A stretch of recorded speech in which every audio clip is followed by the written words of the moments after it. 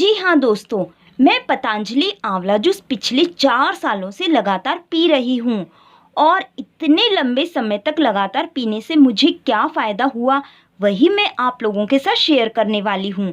आगे बढ़ने से पहले मैं आप लोगों को बताना चाहूँगी कि मेरा ये वीडियो पतंजलि द्वारा स्पॉन्सर्ड वीडियो नहीं है।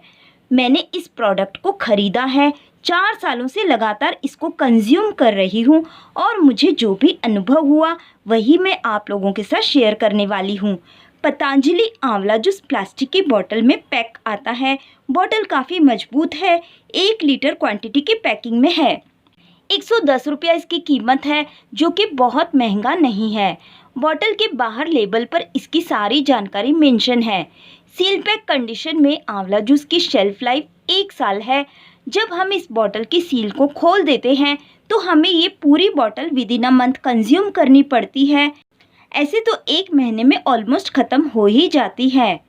अब मैं आप लोगों को बताना चाहूँगी कि मैं पतंजलि ब्रांड का ही आंवला जूस क्यों लेती हूँ, क्योंकि मुझे पतंजलि ब्रांड पर ट्रस्ट है और ये 100% इंडियन ब्रांड है। इसकी कीमत भी ज़्यादा नहीं है और ये आसानी से कहीं भी मिल जाता है। आप चाहें तो अपनी पसंद के किसी भी ब्रांड का आंवला जूस पी सकते हैं।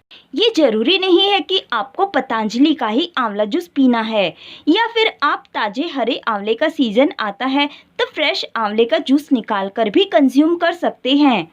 दोस्तों, आंवला जूस का लगातार 4 सालों से सेवन करने की बात सुनकर आप लोगों के जहन में एक बात तो ज़रूर आई होगी कि मेरे बाल घने और मजबूत होंगे, पर ये धारणा गलत है। हाँ, आंवला जूस बालों के लिए बेहद फ़ायदेमंद तो होता है, इसमें कोई दो राय नहीं, पर उसके लिए आंवला को किसी भी रूप में बहुत ज़्यादा मात्रा में कंज्यूम करना पड़ता है। आंवला में विटामिन सी भरपूर मात्रा में होता है। बालों को घना और मजबूत बनाने में विटामिन सी का बहुत बड़ा योगदान होता है। इसके अलावा विटामिन सी हमारे शरीर के रोगों से लड़ने की ताकत को भी बढ़ाता है। मैं रोजाना सुबह 1 गिलास में लगभग 4 ढक्कन आंवला जूस डालकर और उसमें थोड़ा सा गुनगुना पानी मिलाकर खाली पेट पी लेती हूँ। मैं पिछले 4 सालों से इसी तरह से लगातार पी रही हूँ।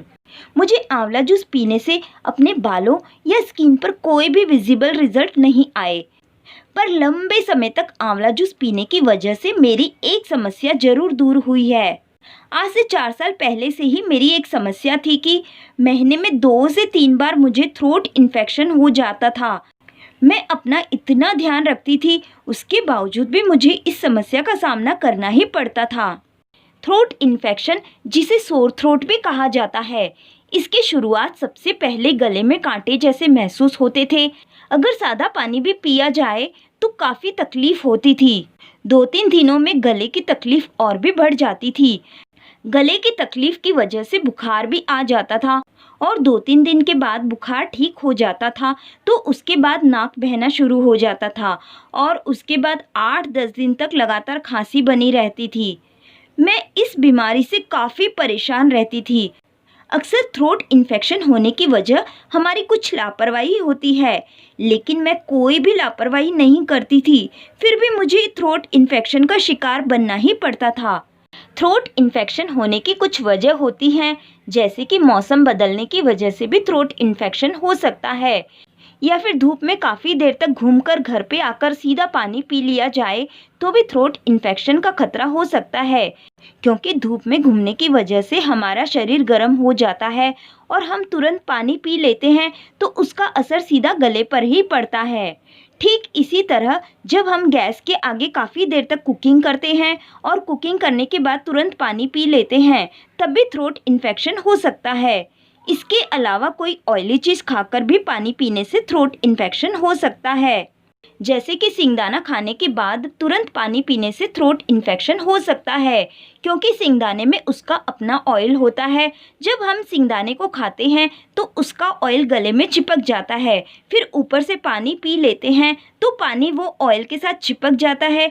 इसीलिए जब भी सिंगदाना खाएं तो उसके आधे घंटे के बाद ही पानी पिएं। मैं ये सभी लापरवाही नहीं करती थी, पर फिर भी मुझे थ्रोट इन्फेक्शन होता ही रहता था।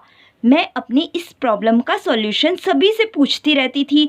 तब मुझे मेरी किसी फ्रेंड ने बताया कि तेरा इम्यून सिस्टम काफ़ी वीक हो गया है, इसीलिए तुझे बार बार थ्रोट इन्फेक्शन हो जाता है। और इम्यून सिस्टम को इम्प्रूव करने के लिए तू आंवला खाना शुरू कर दे। उसके कहने पर मैंने कुछ दिनों तक आंवला चूर्ण खाना शुरू कर दिया, पर मुझे आंवला चूर्ण खाने में काफ़ी तकलीफ़ होती थी, मतलब उसका स्वाद काफ़ी कसरैला लगता था। फिर मैंने सबसे आसान तरीका पतंजलि का आंवला जूस रोज़ाना सुबह खाली पेट पीना शुरू कर दिया। मुझे ये पीने में काफ़ी आसान लगता था। मैं रोज़ सुबह खाली पेट 1 ग्लास में अंदाजे से थोड़ा सा आंवले का जूस डालकर उसमें थोड़ा गुनगुना पानी मिलाकर पी लेती हूँ। ये आंवला जूस पीने में इतना ख़राब नहीं लगता है, इसे आसानी से पिया जा सकता है। मेरी फ्रेंड के कहने पर मैंने आंवला जूस पीना शुरू तो कर दिया और 1.5 साल तक लगातार पीने के बावजूद भी मुझे इसका कोई रिजल्ट नज़र नहीं आया।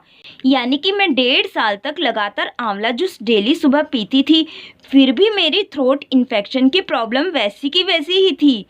उस वक्त मेरा विश्वास आंवला जूस से हट गया और मैंने सोचा कि अब आंवला जूस पीना बंद कर दूंगी। पर मेरी मम्मी ने मुझे कहा कि आंवला बहुत ही गुणकारी होता है, हो सकता है कि इसका असर धीरे धीरे हो, इसीलिए तू आंवला जूस पीना नहीं छोड़। मेरी मम्मी के कहने पर मैंने आंवला जूस पीना नहीं बंद किया। यकीन मानिए, पिछले 2 साल से मेरी थ्रोट इन्फेक्शन की समस्या अपने आप ही ख़त्म हो गई। पिछले 2 साल से मुझे थ्रोट इन्फेक्शन एक बार भी नहीं हुआ है।